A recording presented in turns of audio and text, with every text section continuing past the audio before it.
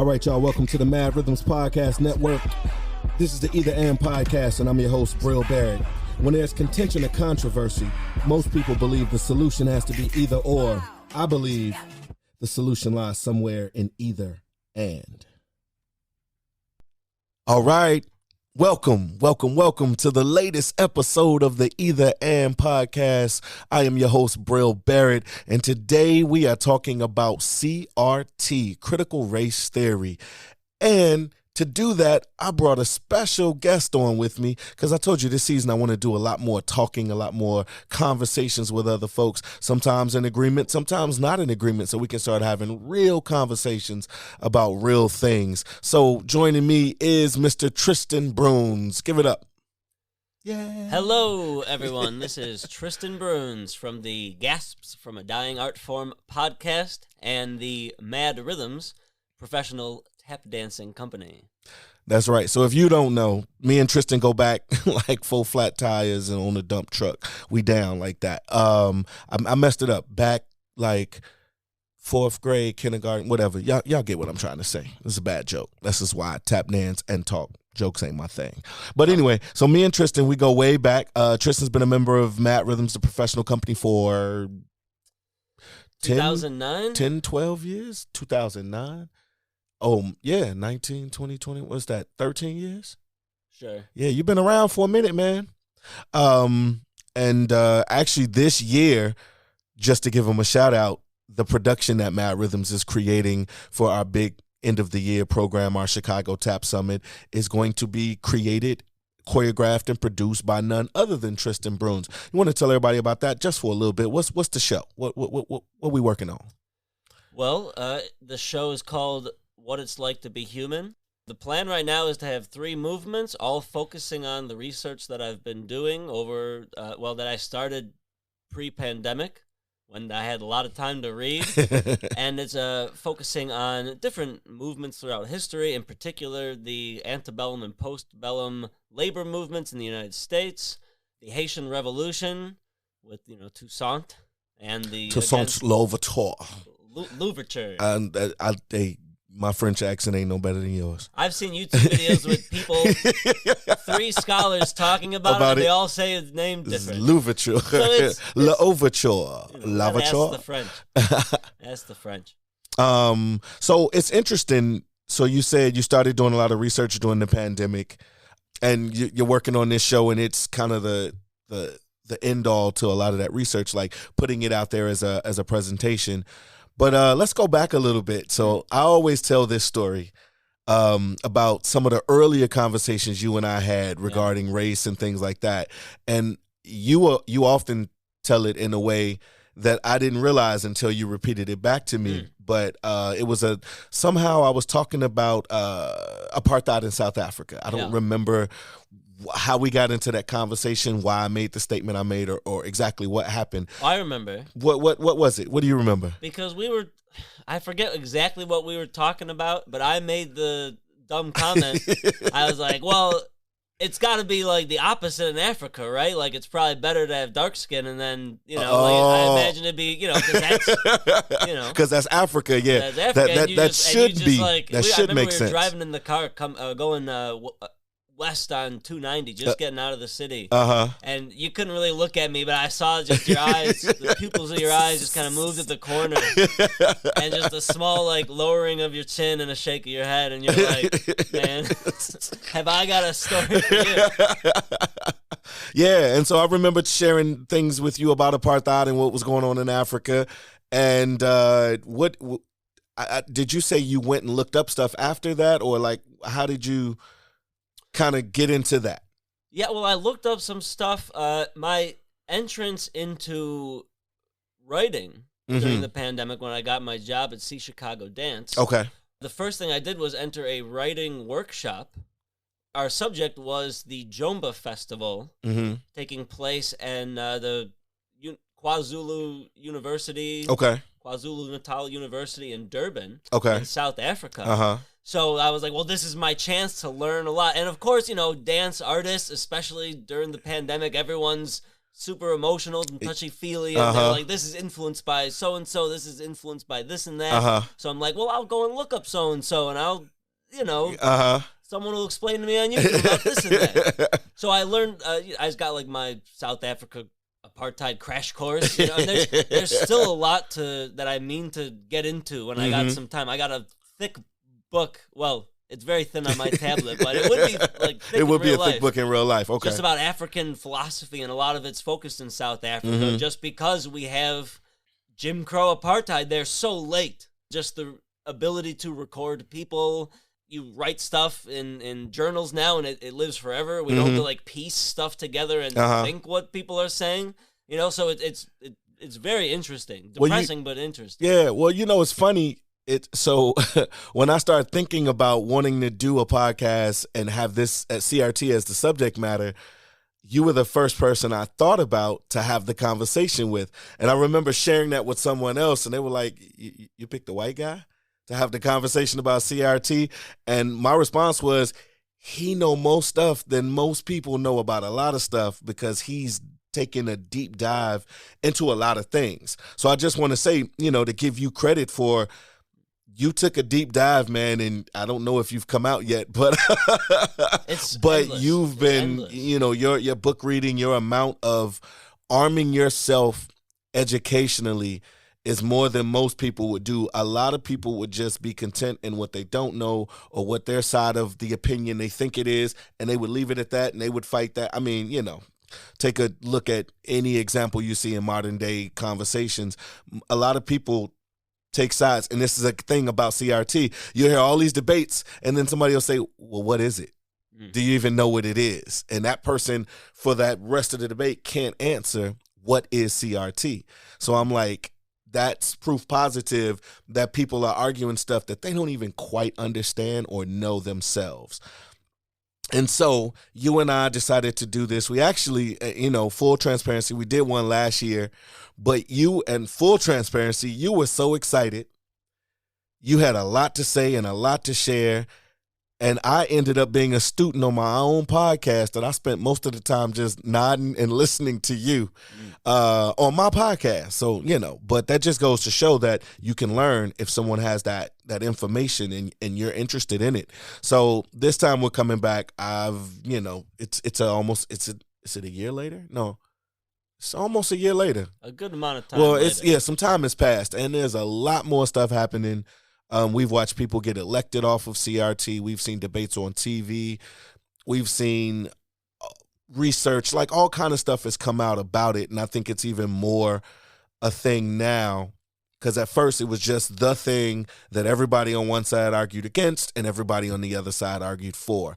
But I think now intelligence is starting to wane into the conversation where people are actually pulling it apart, analyzing it, discussing it, and having discussions based on that aspect, which is what I think we'd like to do. So, but I don't know. What do you think about it? Like, in terms of having this conversation, what makes you want to have the conversation? Let's go there. I get real sad because, it's like you said, it's very clear that nobody's, or I don't want to say nobody. I hate when people go like nobody's heard or like everybody says, because that's already factually not true. But the vast majority of people I've seen talk about this, it's very clear that they haven't actually read the literature. Most people have read, the people that talk about it have usually read one book, and usually just like the first chapter of one book. And it's an introduction to critical race theory by Richard Delgado and Gene Stefanchik. Okay. Stefanchik. And if you type in critical race theory and PDF, or just introduction critical race theory, a free copy pops up. So it's very easy to get. That was the first thing I read to kind of get used to it. And it's fine. It's good. But like everything, it's not the whole picture. It's so, there's been so many people saying so many different things, often conflicting with each other, that to pinpoint it in any one way, it'd be like to say, like, American literature is this. Right? Right. But how would you... Which people have said. But, like, how do you lump in like Toni Morrison, you know, and Stephen King and who else? Thoreau, like all these different voices. How do you lump them in? Like you can say that there's an American literature, but it doesn't really. No one's going to be satisfied with that. Yeah. Well, and you know what? So before we get into this, you made me think about something else we talked about, because I want to ask you if you can, like, how you got to. I remember in the throes of what happened in 2020, the pandemic. And like you said, everybody was emotional. The people were calling it a racial reckoning. Like big companies people were getting called out.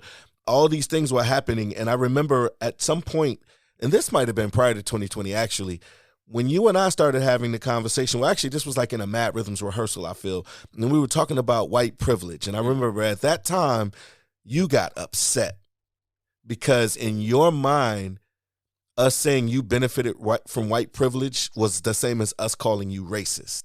Yeah, because I did not yet understand the concept of systemic racism, or like systems that have been influenced by race for a long time that you live in. And since then, I've come to understand that concept. I've since at this point in my life, I don't even know if we have free will, to be honest, right?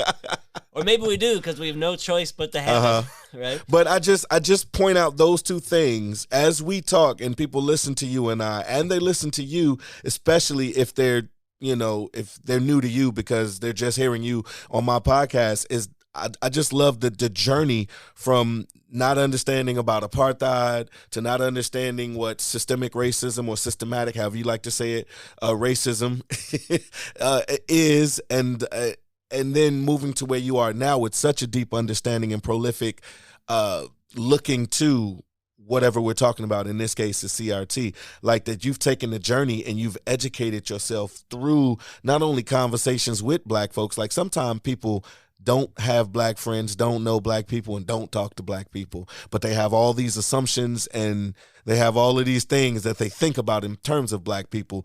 But you, by being in M.A.D. Rhythms, you have the benefit of being around black people all the time, and we have real discussions. It's not just we talk about this over here and that over there. We collectively talk about everything and how it affects people and how it makes them feel and those things. And I think it garners for a more honest and realistic approach to figuring things out that other people in the world aren't even taking the time to really dig into. It's tough because besides the tap, of course, tap dancing is the greatest gift. But that's close second. Because, growing up as a white dude in the United States in the in the suburbs, the isolated suburbs of like the Midwest, you have so many questions, and then there's questions. You get answers to questions that you didn't even know you had a question for. And now just the level of cognitive dissonance, and to actually get answers. Maybe I don't always like the answers, because they'll hurt me. Like it hurts, and that's okay. Yeah, it's okay. And we had some real conversations, man. Yeah. Like both of us were in tears dealing with some of those things that hurt you and finding out about historically. So I get it. But beyond being hurt, I would rather know the truth. I would rather know what's true, what's real, and put up with the hurt. There's one tap dancer that I argue with from time to time. We won't say their name, but their tactic when it gets heated is to be like, well, I know you're like a racist because I've heard of you, getting mad at Brill and questioning why they're doing certain things in M.A.D. Rhythms. Do you deny it? And I'm like cracking up because that doesn't offend me. Right. You know what I mean? Like he's trying to... they're saying that to try to hurt me, like an ad hominem attack. And it's true, but I don't feel that way anymore because I took time to think about it and change how I think. Not that what I was doing was like racist, as you say, like Jim Crow racist, but I would say that it was in this systemic form. Yeah. Where the privilege is to not have to think about race. Think about it. Absolutely. So you just say stuff, you react to things, and everyone's looking at you like, you just haven't thought about this for enough. You just haven't thought about this at all. Or you don't understand the luxury of not having to think about it. Yeah. So I write back, I'm just like, yeah, everything you said is absolutely right. And they'd be like, well, how does that make you feel? I'm like, I feel just fine because that's not who I am anymore. So you can't really insult me with that because, yeah, that's okay. I was wrong and I feel better now, you know? Yeah, and I think, and that's the reality. We say we want people to grow. Just recently, I was talking, I don't even remember who I was talking to, but I was saying that you and I were going to record the podcast this week, and we are going to talk about CRT, and that was going to, get into a lot of other things. And then I laughed, and I was like, man, and I remember, I always, say, I remember way back when with Tristan.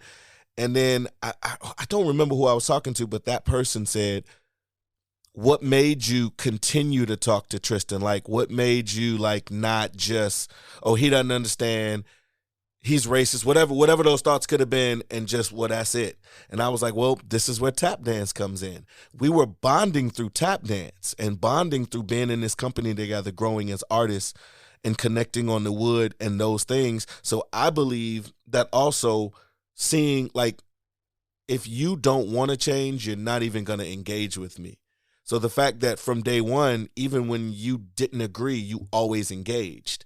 And we always were able to have these conversations, and maybe they could get heated, or maybe they didn't, or maybe we didn't talk for a while. But I think we had real growing pains as friends. I call you my brother. You've been in M.A.D. Rhythms 13 years. We family. So at this point, I'm not even arguing or having a conversation with a stranger or just a guy or just a dude. I'm having a conversation with my family. And sometimes the family conversations can be to get the heatest, the most heated. I don't know how I want to say that, but the heatedest. But you know what I mean? Like, I think because I love you and care about you as a person, when we have these conversations, I never have to resort to, he don't even care about black people, or he doesn't even care about me. And I hope you feel the same way. So when we have these conversations, when we get into the thick of it, we always know that you and I are brothers. This thing, like, M.A.D. Rhythms is my life dream, and you are a big part of it, and helping to keep it going, and by being a part of it yourself, and then taking ownership in it, and now you're creating and producing for it. So that makes us family, and with family, we're going to figure out a way to get it right. I agree with all that, but for me, not to get all mushy on you was about to say I ain't family? I was going to say. No, but I see you more as like a fatherly figure. Just because I knew you when I was a child. Oh, and you were an authority when I was a child. You know what I mean? You never kind of break out of that, I don't think. Yeah. Interesting. Even though there's people like that now, like our ages, put us in the same category of life. Right. You'll still always feel like that person is just one step above, whatever that'll be. So, but everything else, I agree. I love you. I know you.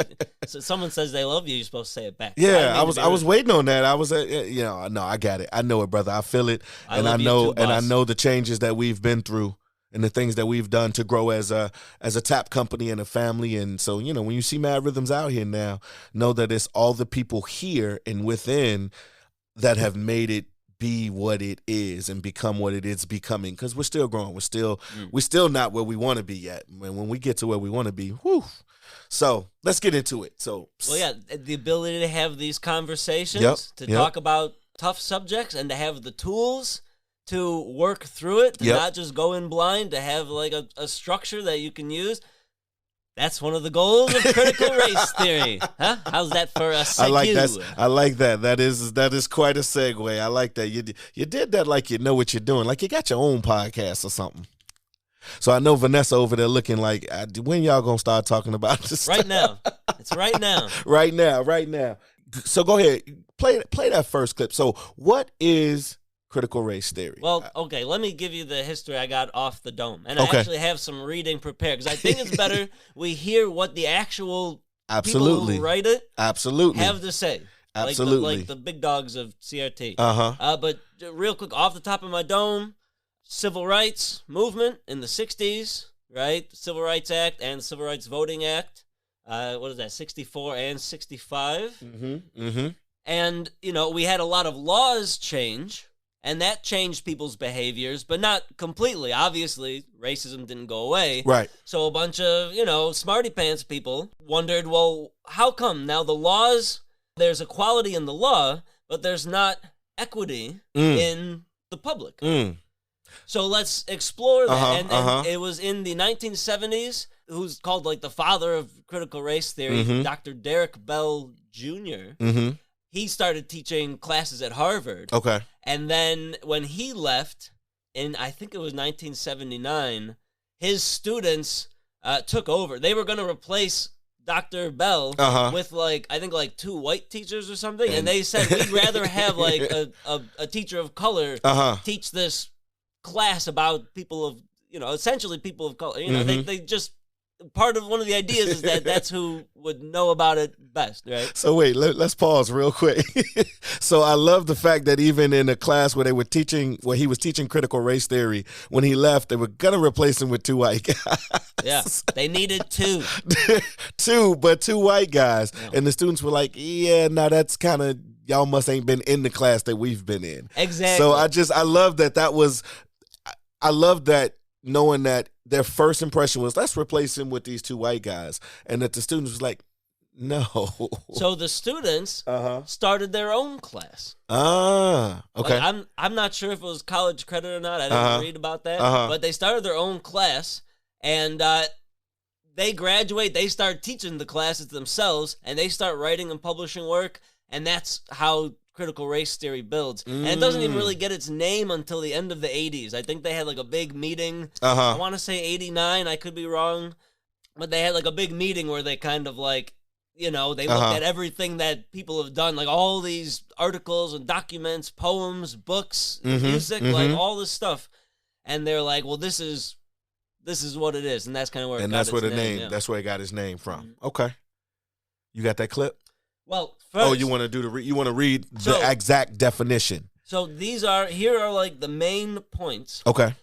It's from the book Words That Wound, which is like a First Amendment, a book about the First Amendment and like hate speech. Should hate speech be legal? Like, should we be free? Anyways, from 1993, the authors are Mari Matsuda, Richard Delgado, Kimberly Crenshaw, and Charles R. Lawrence III is the other author. I believe he was a student. I don't want to get it wrong. Kimberly Crenshaw definitely was a student. And Richard Delgado, I'm not sure, but I know that he was one of the teachers they brought to talk at their class that they made. Yeah, so, Kimberly Crenshaw is the name that I hear the most. Yeah, she's kind of like the most famous. Yeah. Yeah.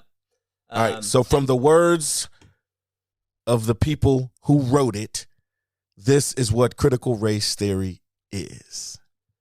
Number 1, critical race theory recognizes that racism is endemic to American life and criticizes such things as federalism, which is just like how the government talks to the states and how the government works, privacy, traditional values, established property interests, stuff like that. So pretty much systemic racism is the first tenet. Number 2, critical race theory expresses skepticism towards dominant legal claims of neutrality, objectivity, colorblindness, and meritocracy. Dominant. Say it again. I want to hear that one again. Dominant legal claims of neutrality, of objectivity, colorblindness, and meritocracy. So in other words, I don't see color. Exactly. Why that's a problem. Okay. Keep going. Number 3. Critical race theory challenges ahistoricism and insists on a contextual historical analysis of the law. So in other words, you can't take it out of context. You have to include context with it to understand why it is the way it is. Yeah, like when people talk about the Constitution, like Second Amendment debate, be like, well, the Founding Fathers said we had to have guns, but that was also when a bear could kill you at any moment. And a regulated militia is not every person with a gun on their hip. No, it's a regulated militia. Yeah, I've heard people talk about that one. And also there was at a time when to load a gun it took like 3.5 minutes because it was muskets. Yeah, so this is so all these that's arguments context. are an example of that. Right. Number 4, critical race theory insists on recognition of the experiential knowledge of people of color and our communities of origin in analyzing law and society.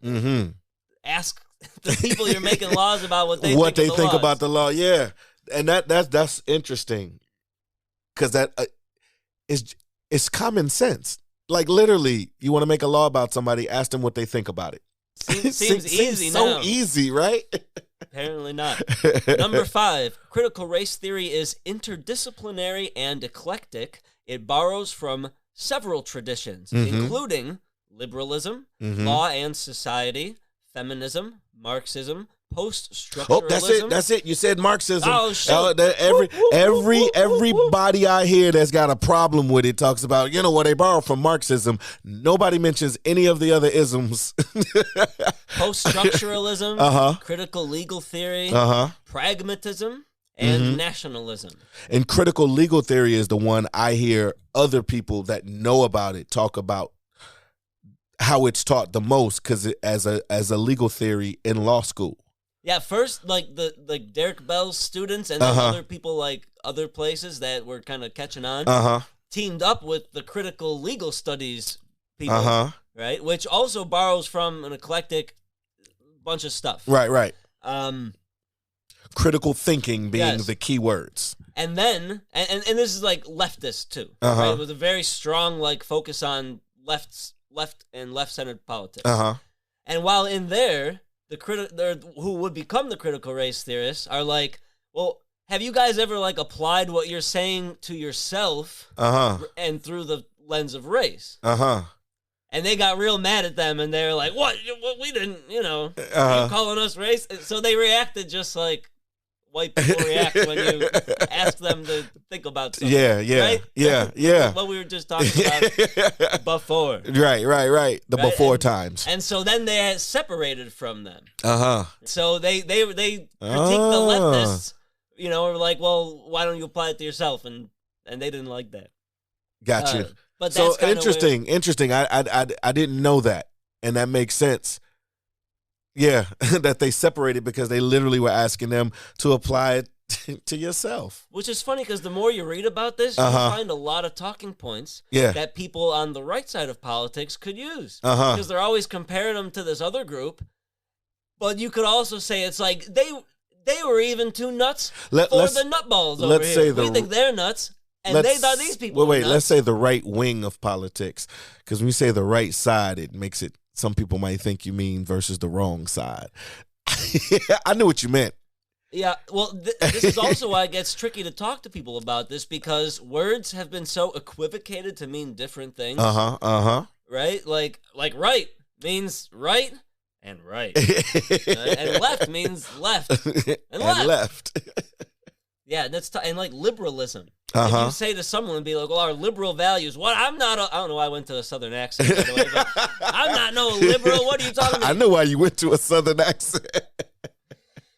And then they never think like, well, what's the root word of liberty? Right. It's liberal. It's liberalism. It doesn't mean the capital L version. So you can't like talk to people. Yeah. But again, I think that's where context comes in, because even then, as you're talking about those things, once you keep them in context, then it should cut down on the misunderstanding. Yeah. So, last point, number 6, critical race theory works towards the end of eliminating racial oppression as part of the broader goal of ending all forms of oppression. Say that one more time, please, for the cheap seats. CRT works towards the end of eliminating racial oppression as part of the broader goal of ending all forms of oppression. And we don't want CRT see, now I'm doing the Southern accent. It's I don't hard know. Not to. We don't want CRT taught in our schools. We don't want it taught to our children. Why? Because it's trying to end racism. Well, how about we talk about some So now we know what it is, right? The system is racist opposed to just individuals. It's not just like something that lives in just individual people. It affects us all to a different degree. Well, it's also, to me, it sounds like there's policy over, what's the word I'm looking for? There's policy, and then there's, I can't think of the other word now, the behavior that's accepted. Culture, policy and culture, policy over culture. Sometimes you can change policy, but if all the culture doesn't change with it, sometimes it doesn't matter. So it sounds like critical race theory is a way to look at examining why we have to change culture as well. the fancy legal words they use is like it's de jure on the books and de facto in the streets. Right? De jure is what the law says. De facto is how what people actually happens. Yep. Right? And that's what I was just reading Dr. King's Where Do We Go From Here? I believe 1968. And he talks about enforceable laws and unenforceable laws. Like you can make a deadbeat dad pay money to support his family, but you can't make him love them. Yeah, that's true. That's very true. But why doesn't he love? You know what I mean? Like there's something wrong. If they didn't do anything to the person, there's something influencing them. Yeah. But you can't make a law that tells people to love people. Right. But why shouldn't people love? Like, yeah, that it seems to make sense what we should do, but why don't we? And then I think a further exaggeration of that is now people say things like, well, changing the law isn't going to make much of a difference. And I'm like, well, it's a start. If your answer is to do nothing, and I mean, I hear that now, of course, about gun laws because we keep having these mass shootings. But even in stuff like, especially like with police violence, because that's in the news a lot, because, well, they keep beating people up and killing people. And somebody will say, well, they should change this law and change that law. And it's like, and then somebody will say, well, changing the laws isn't going to change the culture. And I'm like, yeah, but it's a start. It does and it doesn't. Yeah. But the part that does is still good. Yeah. I mean, if it can influence the culture, for starters. It does. Yeah. It does. So, to recap, critical race theory talks that racism is systemic and not just individuals. Weary of legal neutrality and objectivity and colorblindness and meritocracy, insists on a contextual historical analysis of the law, has recognition of the experiential knowledge of people of color in analyzing said law, is very interdisciplinary and borrows from like everything all these under different the moon, other things, and is against racism and oppression. Is against all oppression. It's against, but is starting here because they think it's the worst one. All right. So, but I mean, they say it's America's original sin, and that it's the worst sin is slavery. So, racism is intertwined and deep. But so for the people who oppose critical race theory, and I know we have one in particular we're going to talk about. It's so interesting. To me, it's all about critical race theory as a institution itself almost allows people to examine, re-examine things that have happened historically, how they apply to things that maybe they would never connect them with, and then that allows them to maybe rethink how they apply things and how they treat things, which could have people out here changing their minds and being nicer and trying not to be part of the problem. But then the people who are in power don't want to give up that power. So the goal is to keep us separated, keep us, thinking one way so that we never start examining, let me re-examine my approach to this. So who's one of those critics? So we can pinpoint the controversy to one guy. His name's Christopher Rufo. He's a fellow at the Manhattan Institute, which is like a right-wing think tank. And yeah, he's the guy who engineered the controversy, right? And we'll actually hear him tell the story of the day that it happened. But first, I have an edited version of a video you can find on YouTube. I encourage people to go listen to it. I don't want to censor anybody's YouTube video. Well, Alex Jones is a D-bag, but absolutely. But people should go and watch his video after listening to this, because I don't want anyone to think that I edited anything unfairly. Yeah. I tried to get the finer points, and I left out a lot of stuff that I think would support my position because it's so ridiculous. But before I ad hominem the work anymore, let's just listen to what they have to say. Okay. So this is in a video called, I think it's like what is critical race theory, or just critical race theory with a question mark on it.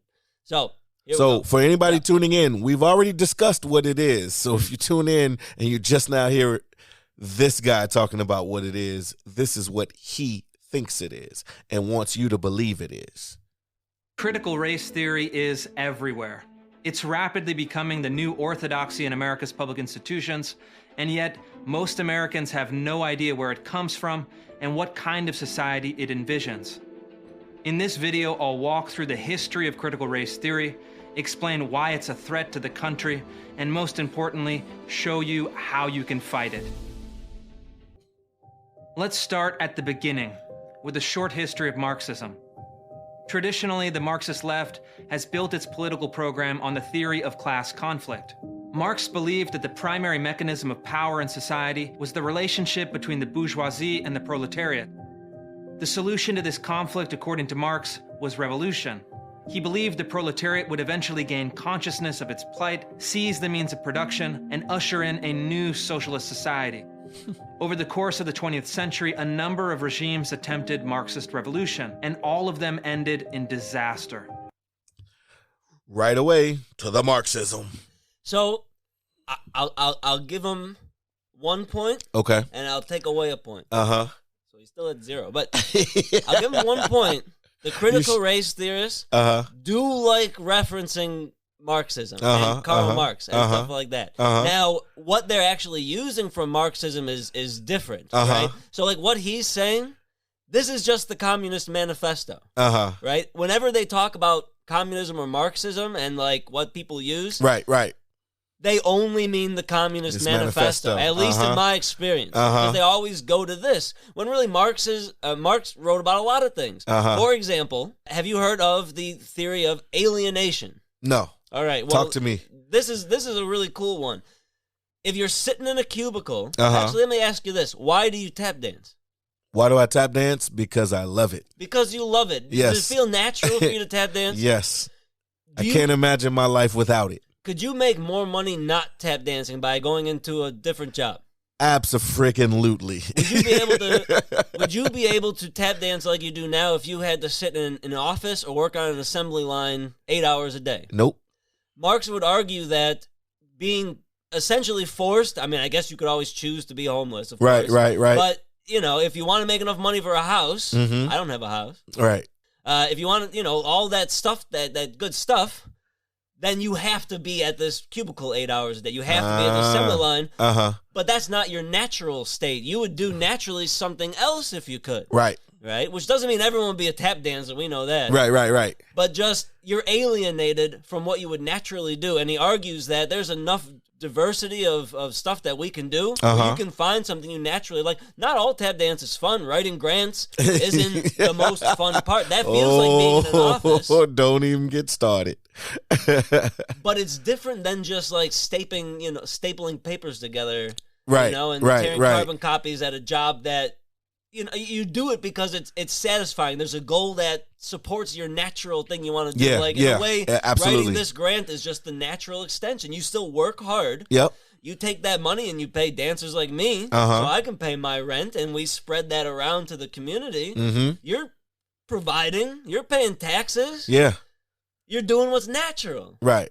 Marx would argue that that's one aspect of communism, or socialism rather, that we would benefit from because we're technologically advanced enough now where we can make enough food, we could do enough everything. Right. That you could work very little and then do what you want to do, what comes natural to you, which, just like your tap dancing, doesn't mean you sit and watch TV all day. Right. For some people it might be. But he argues that for most people, if you have this luxury time, you will do like what we do. Yeah. And take our natural passion for something and find a way to make that useful to society. Find a way to make a living from doing something you love. But you never hear about the concept of alienation, which is a big part of Marxism. Interesting. But you never hear about that. You hear about the proletariat rising against the bourgeoisie. Yep. That's the only thing I've ever heard of Marxism.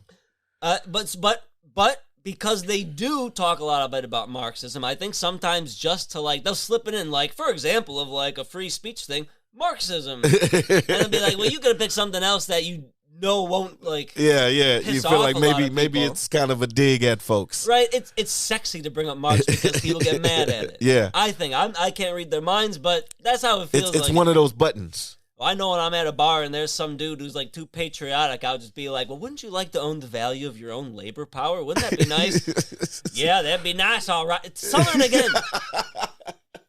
Yes, that'd be nice. All right. I'll be like, you're a Marxist. Look, when this podcast blows up in the South, we're going to have some people coming for us. We keep doing Southern accents every time we talk about the ignorant folks. We got to stop that. There are some logical, good people in the South. I just want to say that. Well, it's a product of our being, conditioned to only see Southern, poor, white people on TV. This is true. Presented as ignoramuses. Right? This is part of the conditioning. Some of the CRT scholars argue in favor of like the poor white people in the Appalachians. Because they're like, ignore them to your detriment. Because there's a lot of these people out there. And we're all talking about equality here, but no one ever talks about like the poor white people in like these Appalachian regions. Yeah. Right? And if one day a politician's going to go in there and just promise them a better life and give them some stuff. And get all that support. Just like the Irish, pre-Civil War and post-Civil War, you trade them, now you're white and we care about you. That's why I like, I don't know if you've read, while you pulling up that next thing, I don't know if you've read or heard about Reverend William Barber. He talks about the Poor People's Movement. And he bases it on King. And his whole thing, like there's that famous scene where he's in the jail and he tells there's some exchange between Martin Luther King, Reverend Doctor, because there's a whole thing about why they stopped calling him Reverend or Doctor. Reverend Dr. Martin Luther King is talking to one of the jail workers and he's laughing at him saying, why you out here doing this? And he's like, how much do you make? You should be out here with me. And there's that whole thing. So Reverend William Barber spawned from that, the Poor People's Movement. And if you go on, you'll see that's probably the most diverse, because they're like, look, if you poor, we need to come together and figure this thing out. And that's where you will start seeing the Appalachian folk in there. They're part of the Poor People's Movement. So it goes from, of course, the inner cities and all of our major cities, but then he's reaching out to those folks that he knows are the real forgotten about Americans that certain people, talk about in their political speeches. But so that's just a note for you, Reverend William Barber and the Poor People's Movement, the Poor People's Campaign. That's literally somebody who's paying attention to what you just said. All right, I'll check it out. So I'll give Rufo a point because they do talk about Marxism a lot, maybe even when they don't need to, just to piss people off. But I take away a point just because, one, nobody's really talking about the proletariat and the bourgeoisie in these papers sometimes, but really not. They're talking about Marx's other stuff he writes about. Right. But just the fact, if you read history, American history, U.S. American history, they blame communism for everything. Yep. Right? I finished the book like a month ago, Turn Away Thy Son, about the Little Rock Nine. The Little Rock Nine, right, by Elizabeth Jackaway.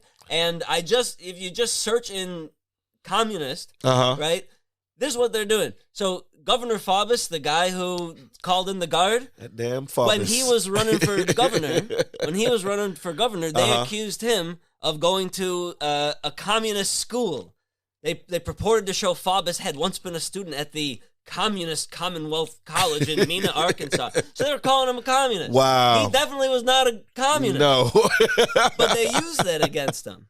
Well, it's funny that while you're looking for that next thing, I can always edit some of this. Yeah, and I can always chime in too, because it just makes me think it's always the boogeyman. Marxism is the boogeyman. Communism is the boogeyman. Like it's always a way to shift the blame from good old American white systemic oppression.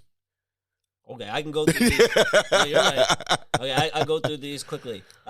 One guy accuses, I'm just reading off how many times they use the word communist here. This guy accuses, he's sure that there's a vast communist conspiracy to undermine Southern institutions, especially segregation. This guy, Jim Johnson, who was running against Faubus, made frequent allusion to the threat of communist subversion. The chairman of the Senate Internal Security Subcommittee developed an obsession with the communist menace as a source of the movement for desegregation. These two guys, Guthridge and Pruden, insisted the movement towards integration was part of an international communist conspiracy. Signs say race mixing in our schools is a communist doctrine. proponents of black civil rights were a part of the communist apparatus. I mean, you just go on and on and on, and it's just white politicians accusing each other of being communists, and none of them were communists. Yeah. I mean, they were real communists, but they weren't allowed to be the politicians. So right. Everyone. I mean, it's so ridiculous. Like children just like pointing at each other. No, you're a stupid head. No, you're a stupid head. But your head looks stupid. Well, but it just goes to show the pattern.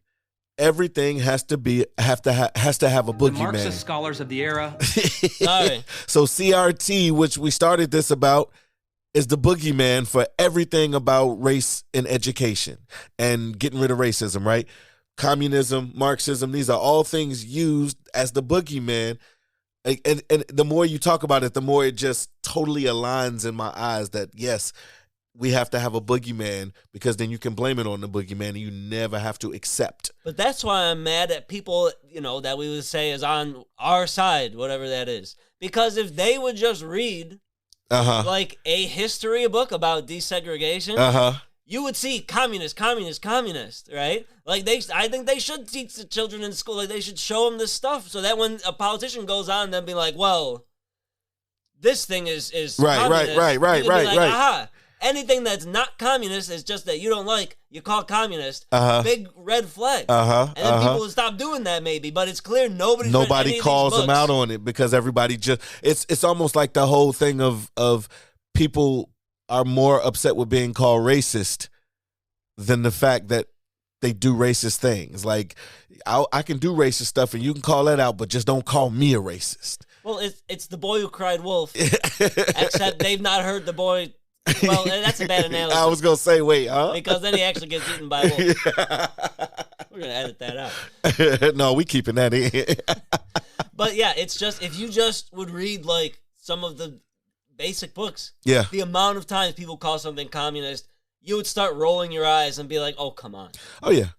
And especially because we know that was all nonsense now in the future. But this stuff now, that is communist. Even though 100 years of nonsense wasn't actually communist. But this, I think this is communist. But all that. My mom was a Black Panther, and they called the Panthers communist. Well, Frantz Fanon, who influenced Stokely Carmichael and Kwame Ture, did have a pretty big socialist streak. He would also toss out Big Papa Marx when it suited him. But yeah. Anyway, so CRT is a lot of different things. Right. This video starts off with the Communist Manifesto as their main influence. How many pages do you say the Communist Manifesto is? What do you think? 3. Well, 23. 23, okay. But I knew whatever it wasn't hundreds of pages. I knew that. But Karl Marx's Das Kapital is like 500 pages. You know what I mean? Yeah. But they always reference it anyways. So, they claim it's Marxist. Okay. Next part. The Marxist scholars of the era, calling themselves critical theorists, simply updated their theory of the revolution. They set out in search of another entry point for their politics and found it in the social and racial unrest of the 1960s. For many of the intellectuals on the left, the entire project of colorblindness, meritocracy, private property, and individual rights came to be seen as a failure. So they went back to the drawing board and increasingly sought to revive the most radical strands of Marxist thought from the previous generation. So he gets some parts kind of right. Because they did the 4 things we said, right? The 4 things we said, right? Property, traditional, I mean, the things he said is what we just read in the book. So absolutely. That's true. But is it because they're secret communists? Right. And they went back. Trying to install a new Soviet Union? Not quite. Nah. And that's funny. They went back and got the previous generation's version of communism. Like, I don't know. Anyways, but moving on. We spent a lot of time on that first one. Here we go. Critical race theory is an academic discipline that came to fruition in the 1990s, building on the intellectual framework of critical theory and identity politics. Sometimes it's directly labeled critical race theory, but it's usually deployed under a series of euphemisms, such as equity, social justice, diversity and inclusion, and culturally responsive teaching. This is deliberate. The critical race theorists are masters of language construction In their academic work, they've directly attacked the principles of non-discrimination, colorblindness, individual rights, private property, school integration, freedom of speech, and meritocracy. So that's the clip that when I heard that, when I was listening earlier, preparing for our talk, that's the one that got me, because I thought that all of these people who call everything critical race theory were doing so because they didn't know what it was.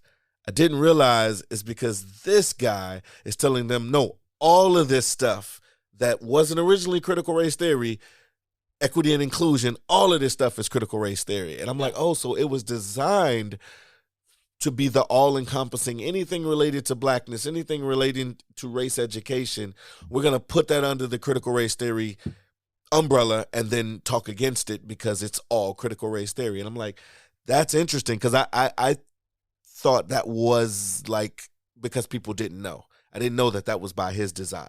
Yeah, like they're well, we'll get into like how it's kind of gross later. But yeah. So they just equivocate this to mean everything. Everything. Yeah. So moving on. In a foundational paper called Whiteness as Property, the critical race theorist Cheryl Harris has proposed suspending private property rights, seizing land and wealth from the rich, and redistributing it along racial lines. The critical race guru Ibram Kendi has proposed the creation of a Department of Anti-Racism with the power to nullify, veto, or abolish any law at any level of government and silence the speech of political leaders and intellectuals who are not deemed anti-racist. The new department would be unaccountable to voters, the executive, or the legislature. In other words, it would become an all-powerful fourth branch of government and mean the end of the federalist system. Finally, like the critical theorists before them, the critical race theorists would abolish the economic system of capitalism and replace it with an economic system of collectivism. According to Kendi, in order to truly be anti-racist, you also have to truly be anti-capitalist. Identity is the means, Marxism is the end, same as it ever was. Same as it I don't know about you, but I like the idea of the Department of Anti-Racism. Yeah, I mean, that sounds pretty damn good to me. yeah. So a lot of that is true, but you'll hear them bring out the same people over and over again. It gets kind of annoying to hear them misconstrue what they want. Kendi, he writes more acerbically, like he does write to kind of. It feels like outrage sometimes, but then you got to read what comes before and after. Because it'll, it's just being like, if someone was like, well, this guy says, white people are the problem. Mm-hmm. But then, but they don't tell you that right after the person goes, and they can also be the solution. You know what I mean? Like, yeah, you could be offended if they say you're the problem. But it's not as offensive when you just read like, but also it's up to you. Right. Save the day. You got some ability to help. Right. So he's not saying anything not true there. But he's not giving you a whole picture. Same with Cheryl Harris. They like to be, how can white people be property? You saying we're property? It's like, no, it's because one, black people used to be literal property. Treated as. And then as soon as black people were not property, they changed that property right into property rights. Right. Redlining, not giving the GIs the money from the GI Bill, yep. All of that stuff that we know a lot about now. Yeah. Redistricting. Yep. So she argues in the paper, I haven't read it in a while, but she argues to like take some like public land or to take some private land, which of course not going to be popular with the people that own private land. Right. But and put that towards housing, open space, just to make those spaces that can benefit people of color. Pretty much, it's her version of reparations and via property. Yeah, because I've heard so many different versions of it. But what I was gonna say about that clip in particular is, I said I don't know about you, but I don't mind the Department of Anti-Racism. But you can hear it in his voice, and it'll become the all-encompassing power, and it'll take the place of. And I'm like, and it's Marxist, and that was at the very end. But all the stuff he said before, I was like, see, and this is where you go on that tirade to assume that anything that fights the power takes the power. Like, I don't know. It's very interesting. And the ominous music. And the ominous music. The music underneath is killing me. I'm just, the whole time, every time you play a clip, I'm like, dude, stop with the sad piano.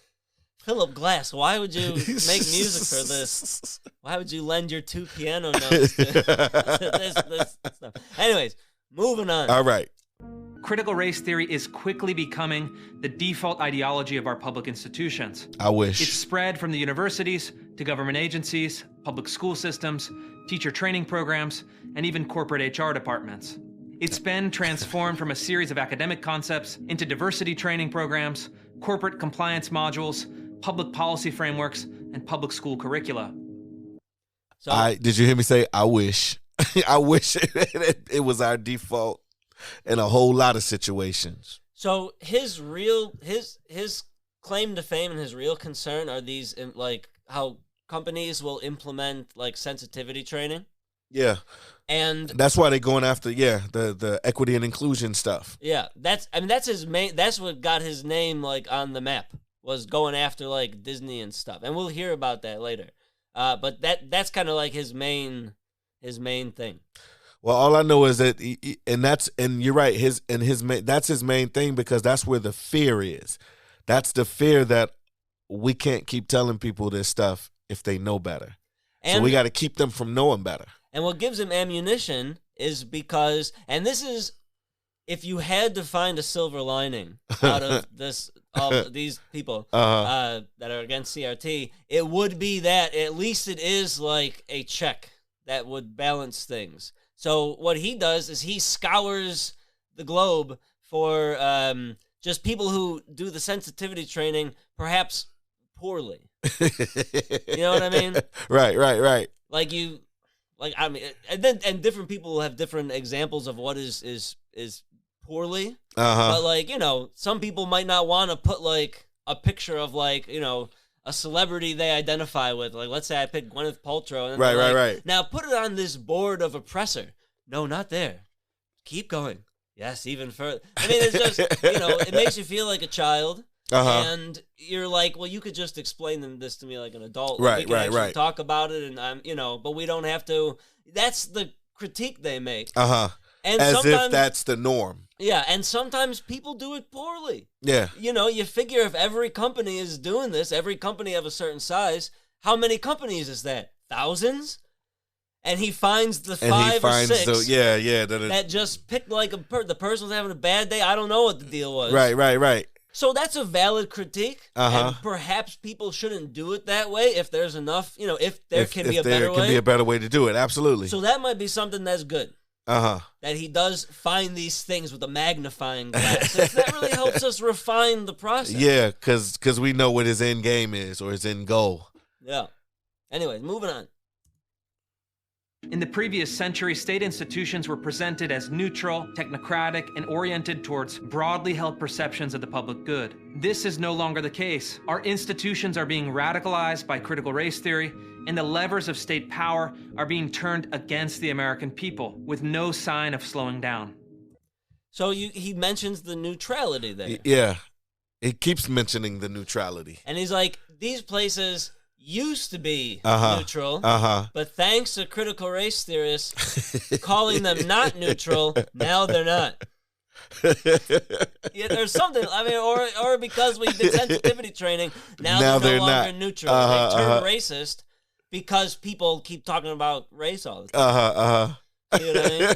But he doesn't quite tell you how. Like, right. What do you mean? How does this happen? And we know that they weren't neutral, right? We knew that they weren't. I mean, like the banking stuff in the right. We knew it wasn't neutral. It's just that if you don't call it out in particular, then it's neutral. Until you do, then it's not. Anyways, here's the problem. Thus far, Americans of good faith have been unable to resist critical race theories blitz through our institutions. There are 4 main reasons for this. First, most Americans have developed an acute fear of speaking about sensitive social and political issues, especially race. Second, the critical race theorists have constructed their argument like a mousetrap. They claim that any disagreement with their program is simply evidence of the dissenters' white fragility, unconscious bias, or internalized white supremacy. They project this idea of false consciousness on all of their opponents. They transform principled disagreement into evidence of guilt. The dissenters are instructed to remain silent, lean into the discomfort, and accept their complicity in white supremacy. Thus, the mousetrap is shut and the program continues without interruption. Third, many liberals, moderates, and conservatives have failed to separate critical race theory's premise from its conclusion. The premise of critical race theory is quite simple. America has a history of slavery, racism, and injustice, and we should examine the relationship between racism, power, and society. This is undoubtedly true.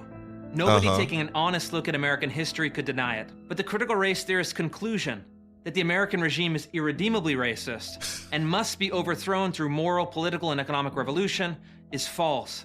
But the critical race theorists use their premise as a bludgeon, bullying people into accepting their conclusions. This is dishonest and manipulative. It's entirely logical and moral to accept the premise that the United States has a history of racial injustice, and even that residual racism is still a pernicious force in American society, but reject the critical race theorist political program, which, as we've seen, is little more than repackaged 1960s-style Marxism.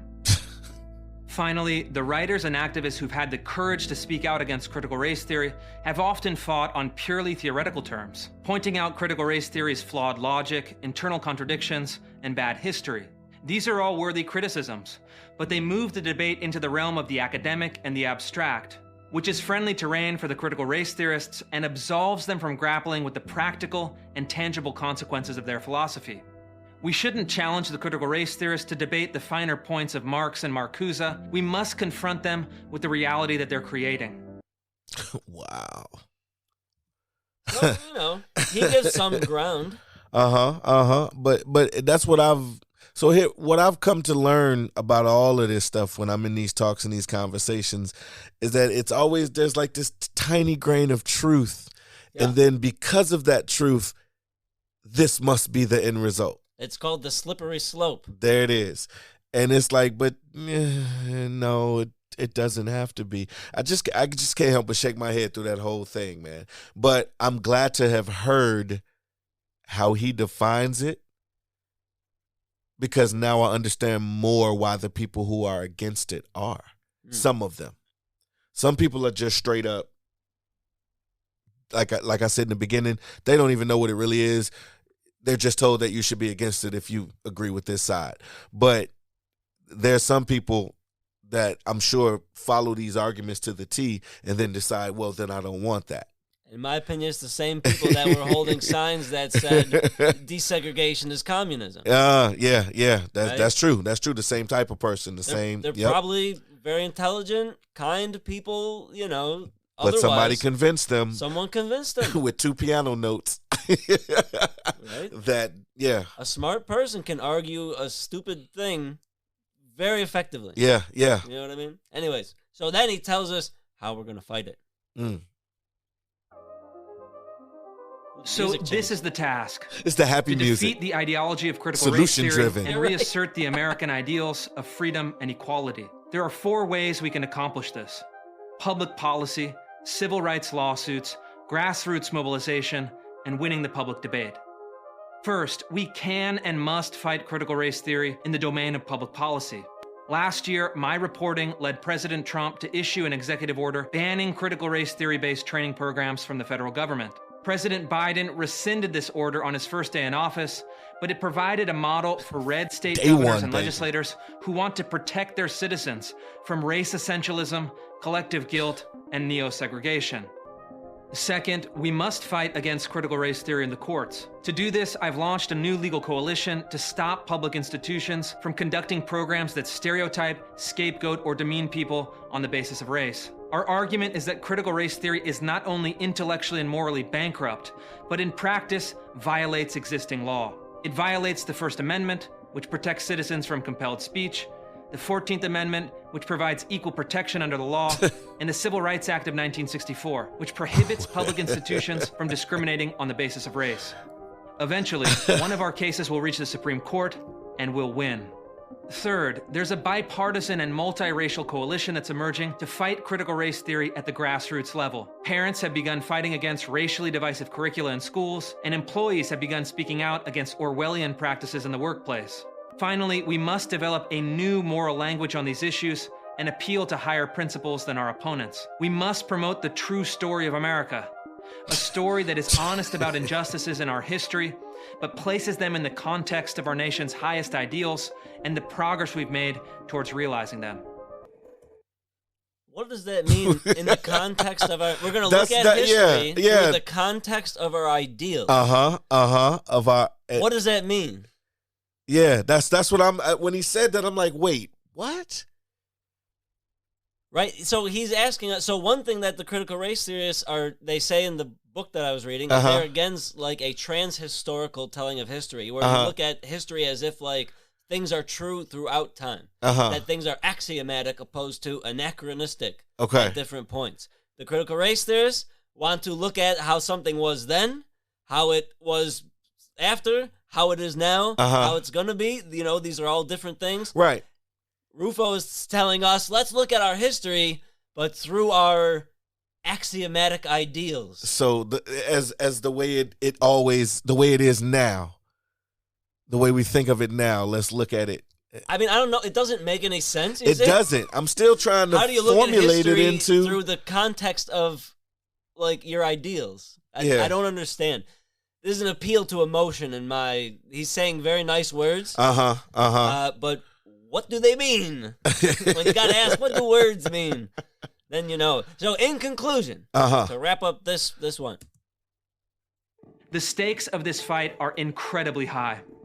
It's not an exaggeration to say that a governing regime based on critical race theory would mean the end of freedom and equality in America. According to their own policy prescriptions, the critical race theorists would limit or abolish the right to private property, freedom of speech, equal protection under the law, non-discrimination, free enterprise, and the federalist system of government. In its place, they would create a new regime of group-based rights, race-based redistribution of wealth, omnipotent bureaucratic authority, and active racial discrimination. It's not a program of reform. It's a program of revolution that rejects the founding principles and would overturn the premise of the Constitution. Omnipotent. That's a good word. This cat is good with putting these words in there. But wow, yeah, this. Right, so we go from go ahead. I'm just. So we go from one person saying, well, you know, like black people used to be property, and then when they weren't property anymore, white people got more property somehow. Is there a connection there? To they're gonna abolish all private property. They're gonna take your home. They're gonna take your dog. Right. They're gonna lock Spot up and make him work for the state. Yeah. Well, and you know it's funny. So it has me thinking. Well, one, again, I hear the fear there. That's what keeps coming up because like the way the 16. I was listening to an interview with Ta-Nehisi Coates, and he was talking about how the 1619 project made it into legislation. Like, when have you ever heard like this whole passing the lawsuits and fighting against it by doing all this stuff? That legal movement, that's why I had to make a noise when he talked about it. They're suing and they're suing left and right, and they're suing over and over again. And when it doesn't work, they change it and sue again for the same thing. And they're starting to win stuff, like, and it's like, oh God,